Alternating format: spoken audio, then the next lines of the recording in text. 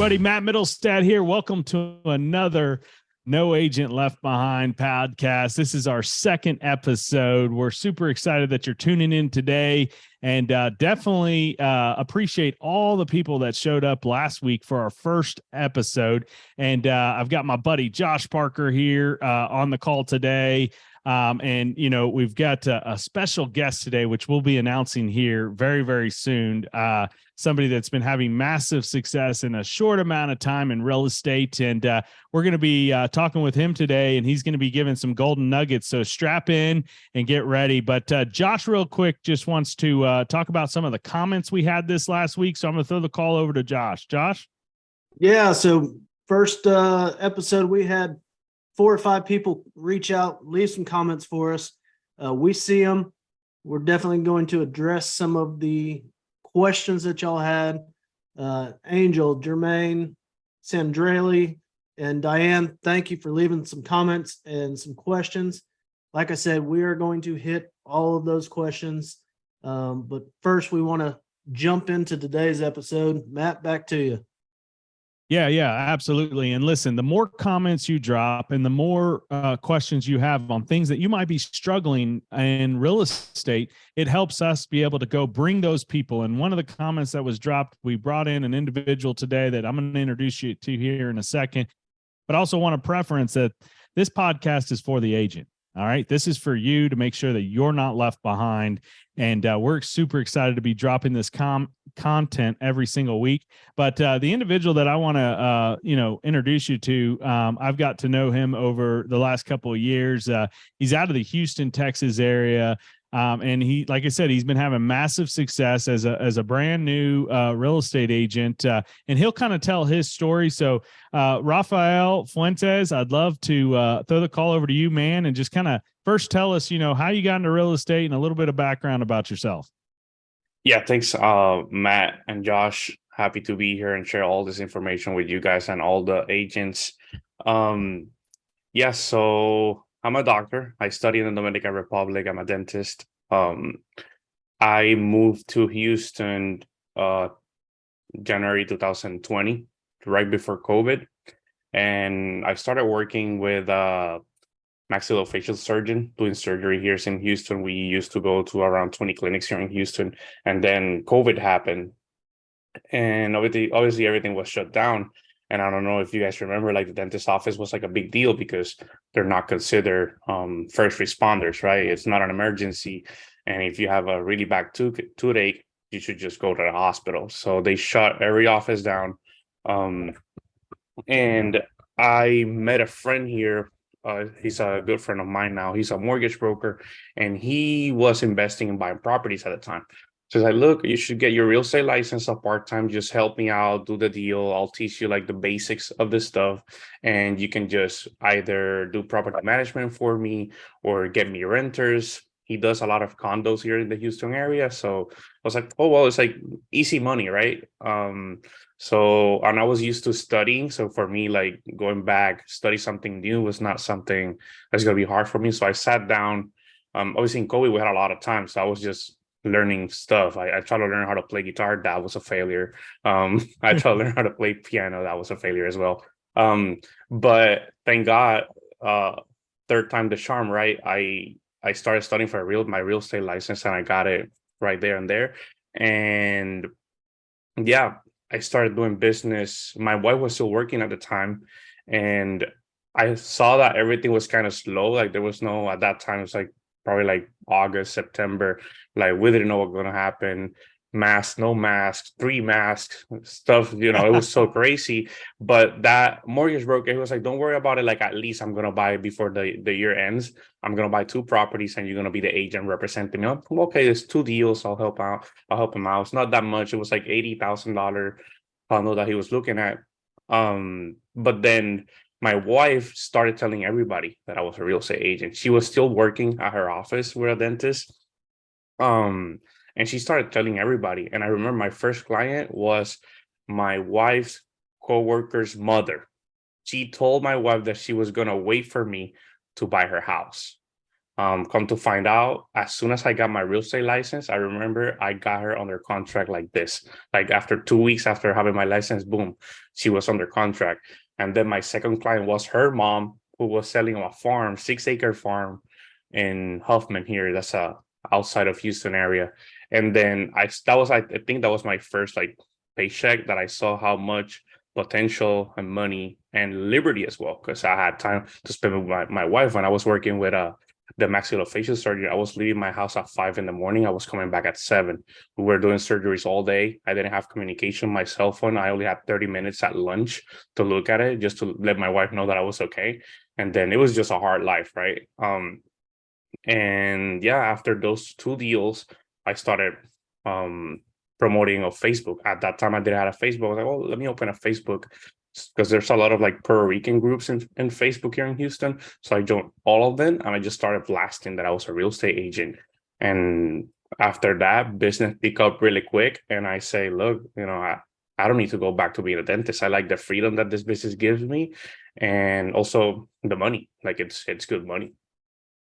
Yeah, absolutely. And one takeaway I got there was, if you're listening to this as a real estate agent, look how his wife was an advocate for him, talking about him being a real estate agent, and he got clients out of that. So, kind of the same thing happens to me. My wife, it owns a salon, right? And she's always has clients in her chair, and she's always talking about, hey, my husband's a real estate agent, and I get referrals that way. So if you're listening to this and your wife works somewhere, okay, or she, maybe she's a stay-at-home mom, but she has, somewhere where she goes to the park with the kids or whatever, make sure that your spouse or your partner, okay, lets everybody know that you're a real estate agent. That goes back to, this, not being a secret agent, right? Everybody needs to know what you do. So that's a phenomenal story. And, Rafael, I love how you said something. You said where,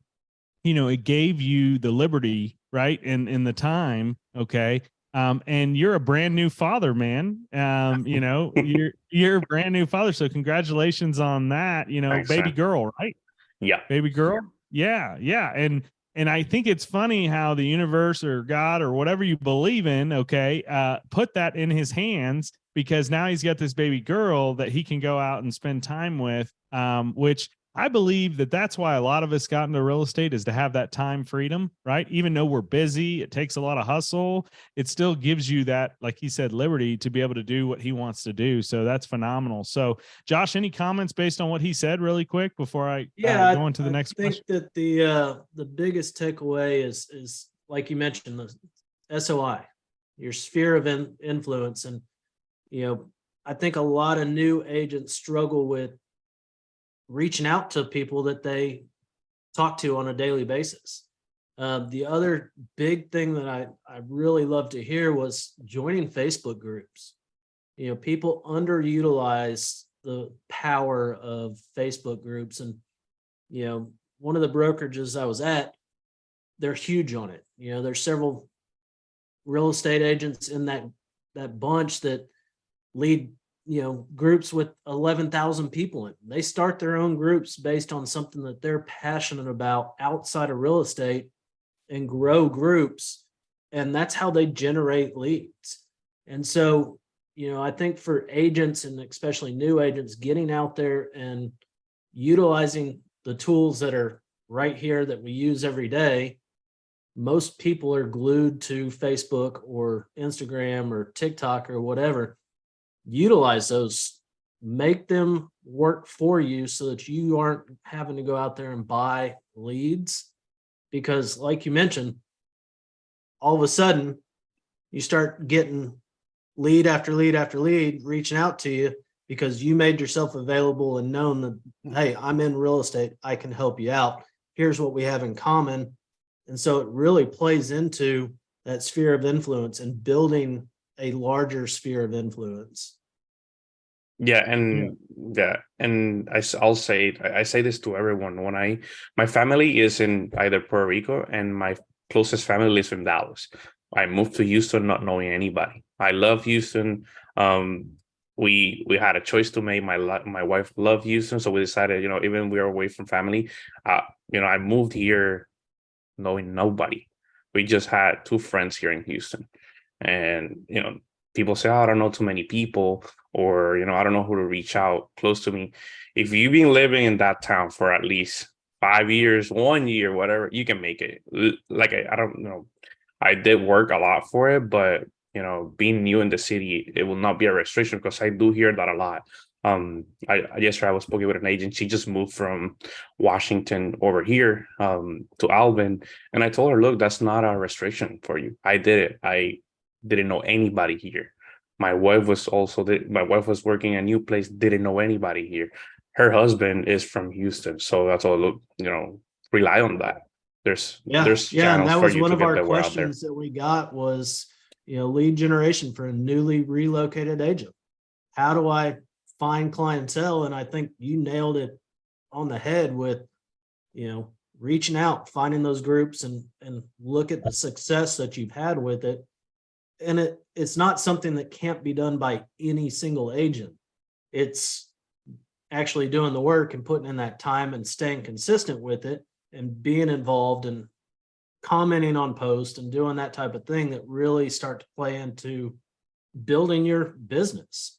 Hmm.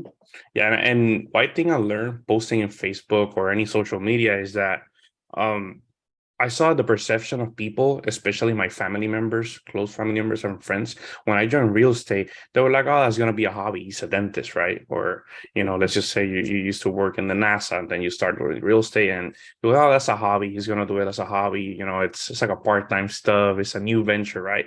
So I wanted to change that mentality, because this is not a hobby. This is my job. This is my business. So when I started posting every single day what I was doing, people started taking me more seriously. Oh, well, wait, he is actually doing real estate. This is his job. He's actually helping people. It can be under contract, just close, or just showing properties. So I made a pact with myself to at least post two stuff in my social media, either stories or posts that made people think, oh wait, this is not a hobby, this is his job now. So that's definitely something that helped me from the beginning, just telling everybody, look, this is not a hobby, this is my new business. I'm new, but I'm hungry. I'm working every day to help clients get more business, give information to buyers or sellers. So yeah, it's definitely something that I would recommend any agent to do. And join any Facebook group.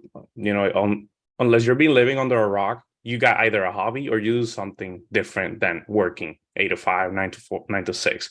So if either play golf, you're in a dad's group, you like guns, you like cars, just start from there. That will be your niche, other than your family members.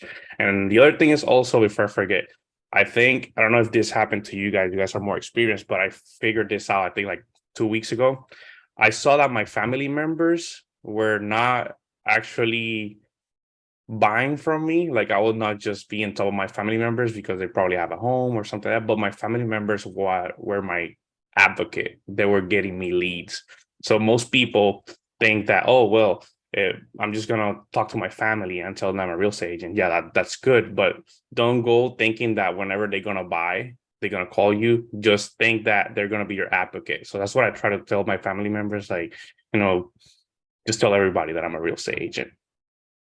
Yeah, I love that, man. It's not being the secret agent. And what you and Josh said about, the Facebook groups is, going in there, it's simple networking, right? You're going in there, you're talking, you're meeting people, things of that nature. And then from there, they become your friends. And then from there, if you're posting like Raphael's doing and like I do and Josh does, like I saw Josh post yesterday, hey, listen, busy week. I got this listing, this listing, this listing. I would be honored to help you and your family. If you know anybody looking for real estate, here's my number, right? Just a simple post, right? And people see that and it keeps you top of mind. That's what you have to understand. You have to be top of mind because you never know what's going on in somebody's personal life that's going to make a change for them to do something in real estate. All right. So Rafael, I want to just kind of change gears here and talk to you about how your first year went in real estate. Obviously, you told us the beginning of it, right? The person that made the comment, moving to a new area. I want to tell you this, the person that made that comment, and I know that other agents feel the same way. It's a total mindset. It's a mindset change, just like you said. Don't let that hinder you. Don't let that be a roadblock that, hey, you can go out and make it happen wherever you're at if you out there doing stuff consistently. But Rafael, how much money did you make in your first year in real estate? Because the average, this is the statistic through National Association of Realtors. I think the average realtor sells about 2 to 5 homes a year. How many homes did you sell your first year? And we're very transparent on this podcast, but how much money did you make in your first year in real estate? Yeah, I'll have to look the exact amount, but I did make safe 6 figures, and I think I sold over 30 homes with my first year. Now, if you're listening to this podcast, a new agent, 30 homes coming as a doctor, guys, as a doctor, right? No experience and coming into COVID, right? Where, like you said, we didn't know if we were wearing one mask, 2 masks, we're wearing gloves or whatever, right? He went out into a market which was uncertain, okay, and he basically sold 30 homes. And a new city. That's absolutely, yeah, and in a new city. So if anything, if you're listening to that, that gives you hope, okay? That gives you hope that you can do it, right? And he did, like I said, he didn't know anybody. So just crazy to be able to do that. And I remember when you first came in, man, I saw you just posting house after house. I'm helping this one, I'm helping that one. And I was like, man, this guy's on fire, right? Now, let me ask you this. So you went through, that was a really, it was an uncertain time, but it became a really good time. We all know how the market just went crazy, right? So I'm sure, how long have you been in real estate now? Has it been 2 years now? Almost 3 years. 2 years and a half. 3 years. Yeah, Mhm. yeah, 3 years. Time's going by. So I'm sure every year that 30 homes increased, okay? But my question to you is now that we've had this shift in the market, even though you kind of grew up in that crazy market and had massive success, what are you doing today in this new market, which is a little unnormal market from what everybody joined, 1 to 5 years ago? So tell us what you're doing now to stay on top of everything and keep your numbers increasing. Yeah, so I think I've been doing the same thing. I try to be consistent. People think that since we have freedom, we can wake up at any time. I don't treat it that way. I always tell people, look, I probably work 16 hours a day. Even if it's answering my phone with my baby here, talking to somebody, walking the dogs, I still need to put the time. The fact that I closed that many houses my first year didn't stop me or to lack, because I think most agents, and I've seen this a lot, they get 2-3 paychecks. Oh wow, I made $30,000 in this deals. Let me sit back. I didn't did that. I actually took the drive. Okay, if I closed 30 my first year, I need to close more this year, and then next year more. So, but I kept to the same routine. I saw that my niche was Facebook groups. I saw that top of mind past clients was another niche for me. So I keep hitting that like it was my first day on real estate. I never took the foot off the pedal. So yeah, if you find that something's working, you gotta milk that cow. I love that. You got to milk that cow. Yeah, You got to milk that cow. That's yeah, awesome. it's a Puerto Let me Rican ask you saying. this. Do you, as you're out places and talking to people, are you constantly telling them what you do for a living? No. No? I think it comes like genuinely in a conversation. People ask me if we're talking about something. I try to hint it. I'm either wearing a shirt, something, or I try to turn, if I have the opportunity, I'll throw a hint that I'm in the real estate business, and at least I'll say like any conversation. And I learned this from Matt. Wherever he goes, he was talking to people about real estate, about any opportunity that he had, and I was so fearful of that. But when I saw Matt doing it, I was like, wait, if Matt's doing it so freely, people, because I thought people were going to be like super mad at me that I'm talking real estate, and not just randomly, hey, do you want to buy a house? No, just generally having a conversation with somebody. If I go to a coffee place right here, I'll talk to the barista, and I'll try to be friends with her, try to get to know her. How's your day going? Oh yeah. And most of the time they ask me, how's my day doing? And I just say, well, I'm really good. I'm going out to show a house there in the corner. I'm going to my office that I got to write up a contract. So I'll hint it, and every time I see them, the coffee place is a really good example right next to my office. And that she called me 2 days ago that she wants to rent. And I never really talk about real estate. She asked me generally, well, how was my day going? I thought, well, I'm going to closing right now in the company, title company right there. But it's a good day. And then next week she asked me the same thing. Hey, how you doing? What are you going to do today? So I told her, and then she saw me 2 days ago and she told me, hey, I wanted to ask you, I saw your real estate agent. I Googled you. Can you help me find a rental home for me? I need to move real quick. So Yeah, and I think that's great. And I think a lot of new agents forget how many people we run across on a daily basis. One of my favorite things to do, and I don't know about y'all, but I feel like I live at HEB at the grocery store. We're there a couple times a week. They know my kids. Half the people at the register know my kids. But one of my favorite things to do, and also to tell new agents, is if you're in line, you have multiple opportunity to talk to people. You're sitting there waiting to put your groceries on the table anyways. Talk to the person in front of you, talk to the person behind you. And I always see, if it's barbecue in their cart or beer in their cart, especially on days like Friday or Saturday, hey, where's the party at? Start talking just normal conversation. And 9 times out of 10, you'll get the real estate plug at the end of it. I never bring up what I do first, but it's building that rapport. And at the end of the day, before they walk off, hand them a card. Hey, you may not be looking right now, but somebody that maybe, and love the opportunity to help them out. And you can do that at every location that you're at. If you go to the bar, if you go to a restaurant, like you said, talk to the barista, just build rapport. And then it leads into, at some point, what you do for a living. And it's opportunities that pop up. And I think that, especially for people that are new to a new town or haven't been in the market for a long time, you have opportunity every single place you go, at the gym, at the store, bars, whatever you're doing, there's people around you, and everybody knows somebody that everybody needs housing. So whether it's renting, buying, selling, everybody has to have a place to live. And at some point, they're going to run out and need a new place. And hopefully you've built that rapport and connection and stayed in contact that they're going to call you first. Yeah, absolutely, Josh. And I want to piggyback on that really quick, because I had a mentor tell me one time, he said, just like you said, we meet multiple people every single day.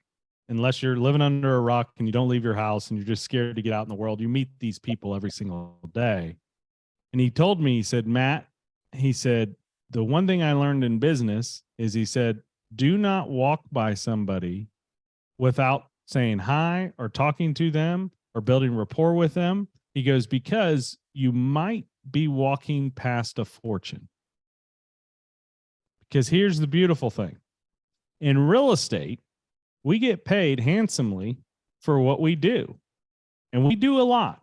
And just like Rafael said, hey, I made a couple checks. I saw where the revenue could come and the freedom. So don't walk past somebody. I mean, think about if you're at your kid's soccer game, okay? You meet somebody. I'll give you an example. I was at my son's baseball tournament last weekend in Dripping Springs, and one of the parents, we just started talking, and he lives in Kyle in a rent house. Okay, and he's like, "Hey, we're looking to buy a house." Well, guess what? Now I have an appointment with him because he goes, "What do you do?" And I said, "I'm in real estate." He goes, "Oh my gosh, like we're actually looking. We just need to get with a lender. Do you have a lender?" And I'm like, "Yeah, I do have a lender. Let me hook you up with my lender." And now we're having conversations about buying a house. But if I just sat there and didn't talk to him, then that would have never been a free lead. Now, what real estate agents are told when they first get into real estate is, hey, reach out to your SOI, your sphere of influence. Listen, your sphere of influence is not just your family. It's everybody in this world. And there's a lot of people in this world. I'm going to give you guys a tip really quick. You got your business cards, right? Now, a lot of people use digital cards. I have digital cards. But when you go, how many times a week, Rafael, do you think you go and pump gas? How many times a week do you think you pump gas? At least twice. Once? Yeah, at least twice, right? Yeah. Good thing he doesn't drive a Tesla. Yeah. Well, here's the thing is this is a little trick somebody taught me. You keep your business cards on you, be prepared. Okay. Take your business card and put it where the credit card goes in. Where the credit card goes in, put it where the credit card goes in, slip a card in there because guess what? Somebody's got to put their credit card in there next and they got to pull the card out. Right. Yeah. So do that. That's just a little bitty tip. But again, it's what Rafael is doing. He didn't go out and buy a ton of leads, right? Like he didn't go out and buy a ton of leads. He sold 30 homes. I guarantee you none of those he actually purchased those leads. He got them from being in groups. And just like I said a minute ago, what is he doing? He is being consistent. Still to this day, he's being consistent. He's got a shirt on right now, which if you're listening, you can't see it, but it's his real estate team that he's on, right? I always have shirts of my brand stuff, right? So people are always asking me, hey, what's that? What's 10X? What's this? All that type of stuff. I had my truck wrapped with my real estate brand. Why did I do that? Because that's free advertisement.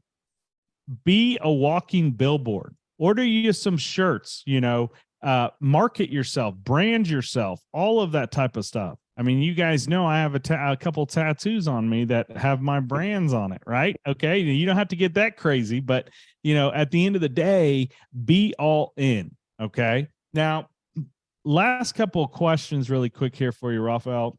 I want to know for a brand new agent. Okay. It doesn't have to be where they just moved to an area, but if you could give a brand new agent just one tip, okay, they're starting fresh into real estate, and then Josh, I'm going to ask you to give a tip, and I'm going to give a tip as well. What would be one tip that you would give them that would just make sure that they were successful within their first 6 months in the business? I want to say 2 tips: discipline and consistency. It'll be definitely for anything you do, right? If you apply discipline to your entire life, let me tell you, it will change your entire perception of everything. I read this book by Jocko Willings, Discipline Equals Freedom, and I recommend this to any real estate agent, actually to anyone. So that book, he's a Marine, Navy SEALs, ex-Navy SEAL. He trains Navy SEALs. There's a bunch of good books, but that one specifically from him, Discipline Equals Freedom, it will teach you how discipline that is, if it's either waking up every day at 5 a.m, if it's like set into a schedule every day, will definitely change your life. And for me, it was time, right? For me, time was valuable. And now that I have a baby, I see the value in time more. And I think, I don't know if Josh has kids, but I know Matt does. And that time is precious. So like the saying of time is money, for me will be time is precious. I cannot get that back. So the first thing that I applied to my business with discipline was that, and it's something that says that on that book, if you wake up every day at 4:30 or 5 a.m, and everyone else is waking up at 7 or 8, you will actually gain in your entire life an extra, I think it's like 8 years just by doing that. And wow. 8 years is a lot, right? It's if you think about it, 8 years is a lot. If I can add 8 years of time to my life, that'll be precious to me. So that's why I started going every single day into everything. If it's real estate, if it's anything, just set up a schedule. Wake up at this time. From 8 to 7, I'm gonna have. From 8 to 9, I'm gonna have coffee. From 9 to 10, I'm gonna call leads. From 10 to 11, I'm gonna go to Facebook and start posting stuff. Just and stick to that schedule. And again, everyone's different, but just adjust that schedule and just follow it. Just follow it. It's not gonna work your first week. It's not gonna work the second week, but third week is gonna go work. Maybe the fourth week doesn't work, but fifth week is gonna work. Just stick to that schedule. Consistency and discipline. And you know what's great about that, Rafael, is as you do that, if you do that for 30 days, it becomes a habit. Now you don't even think about it, right? So that's awesome. You know, I'm going to let Josh speak here, but I want to, it's funny. One of my favorite quotes from my dad is this: you will never be the person you can be if pressure, tension, and discipline are taken out of your life. That to me is just 100% true, right? So Josh, give us a tip, brother, on, you know, you, like I said, you've been in real estate about the same time as Rafael, right? And you've been highly successful as well. You know, give us that tip on, you know, what you could tell an agent, you know, that's starting day one, or maybe an agent that's struggling right now as well. Yeah, I'm piggybacking off of him because, you know, I'm right there with him on time blocking, you know, which goes to, you know, discipline, because for a lot of new agents, maybe this is your first self-employed job. And if you're not used to having to clock in and clock out, time can get away from you real quick. And I am a very structured person. For me, you know, I'm up at 5, I go do my gym, you know, get home, shower, sit down, start working. And I block it out by, you know, an hour at a time. You know, for new agents, I would suggest do a 30-minute time block, set a goal for every 30 minutes, and then review what you've done and what you've accomplished in that 30 minutes. And for the first few weeks, you may realize that out of that first 30 minutes, you're wasting 15 minutes just dilly-dallying around and not accomplishing what you had set out for that goal. And as he said, consistency. And so when you're consistent and you time block and you're disciplined with these things, they all start to come together. And the more that you do it, the more freedom that you actually have.